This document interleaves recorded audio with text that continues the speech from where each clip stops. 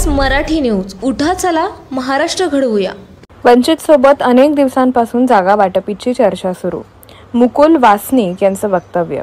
वंचित अनेक दिवसांपासून जागा वाटपाची चर्चा सुरू राहिली आहे. वंचित सोबत अनेक बैठकी झाल्या. महाविकास आघाडीत सहभागी होण्यासाठी चर्चा झाली. माघार घेण्याच्या शेवटच्या दिवसापर्यंत काय होतं हे सांगता येत नाही. आम्ही शेवटपर्यंत चर्चा करण्यास तयार आहोत. सांगलीत जिथे शिवसेना, राष्ट्रवादी आणि भाजप यांच्यात अजून 10 जागांवर समाधानकारक चर्चा झाली नाही तरी तुम्ही आमचंच विचारताय. आमची चर्चा सकारात्मक होत आहे. लवकरच शेवटचा निर्णय येईल, असं वक्तव्य मुकुल वासनिक यांनी केलंय. 20-24 ताससाठी नागपूर प्रतिनिधी. नवनवीन अपडेट मिळवण्यासाठी पाहत रहा 20-24 तास मराठी न्यूज.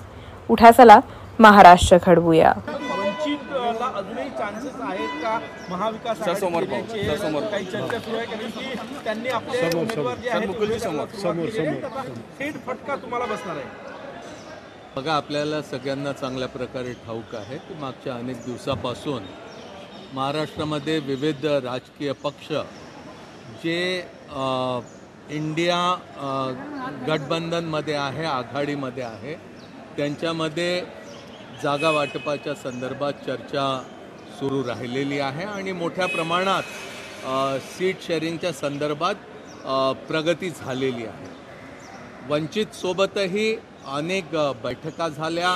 अनेक प्रकारे कशा या महाविकास आघाडीमध्ये त्यांचा समावेश होऊ शकतो त्या दृष्टिकोनातून चर्चा झाल्या. काही सूचना देखील करण्यात आल्या. पण आपल्याला ठाऊक आहे की मागच्या काही दिवसामध्ये त्यांनी अनेक मतदारसंघामध्ये उमेदवार उभे केलेले आहे. पण आपल्याला एवढं मी यावेळेस सांगेन की माघार घेण्याच्या दिवसापर्यंत, त्या शेवटच्या क्षणापर्यंत काय होऊ शकतं त्याच्याबद्दल निश्चित असं काही सांगता येत नाही.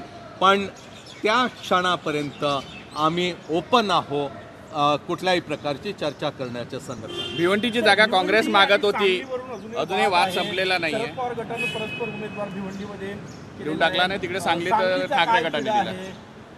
बघा, मला या गोष्टीचं आश्चर्य वाटतं की महाविकास आघाडीमध्ये एकीकडे जिथे मोठ्या प्रमाणात जागा वाटपाच्या संदर्भात समाधानकारक चर्चा झालेली आहे आणि आम्ही काही निर्णयापर्यंत पोचलो असताना, दुसरीकडे जिथे आपण भारतीय जनता पक्ष आणि शिवसेनेच्या शिंदे गटामध्ये आणि अजित पवार यांच्या राष्ट्रवादीमध्ये आजही 10 पेक्षा अधिक जागेंमध्ये अजूनही कुठल्याही प्रकारे त्यांचं समाधानकारक निर्णयापर्यंत ते पोचले नसताना आपण महाविकास आघाडीची चर्चा करता, याचं मला नवल वाटतं. मी आपल्याला खात्रीने सांगू शकतो की आम्ही सर्व मिळून एकजुटीने महाराष्ट्रामध्ये ही लोकसभेची निवडणूक जिंकू आणि महाराष्ट्राची जनता, महाराष्ट्राचा मतदार हा भक्कम पद्धतीने महाविकास आघाडीच्या उमेदवारांच्या मागे उभा. सर, जोरदार तयारी.